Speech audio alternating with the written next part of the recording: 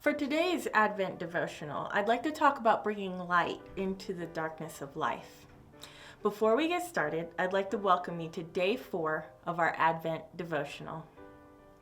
If you would, grab your Bible in whatever form you prefer and turn to Isaiah 9:2, where it says, "The people who walked in darkness have seen a great light.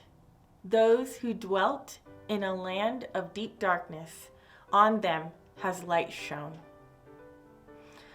At this time in Isaiah, the northern tribes of Israel were the first to suffer from the Assyrian invasions.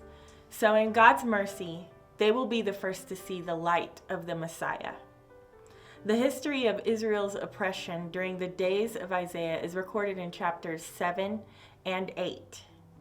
The nation was surrounded by invading armies. The city of Jerusalem was under siege. In this dark hour, the Lord told Isaiah to offer hope to Ahaz, king of Jerusalem. He said, "Do not fear and do not let your heart be faint." His words sound strangely familiar to those uttered by the angelic host as they announced the good news of Christ's birth in Bethlehem centuries later. So what exactly is the promise of the coming child? Jesus is, 1, the promise of a glorious light, which shall so qualify and by degrees dispel the dimness in our lives.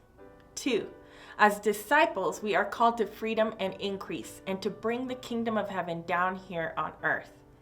He is the promise of a glorious increase and a universal joy arising from it.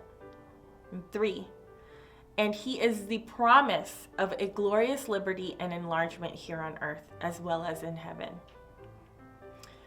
God made gracious promises to those that would adhere to the law and to the testimony through the suffering they were enduring. They were told they would see a great light and therefore relief in the midst of their distresses, typical of gospel grace. Likewise, we can cling to the promise that God has given us in his Son, Jesus. For he is our salvation and justification in this life. He is the gospel. Jesus is our hope.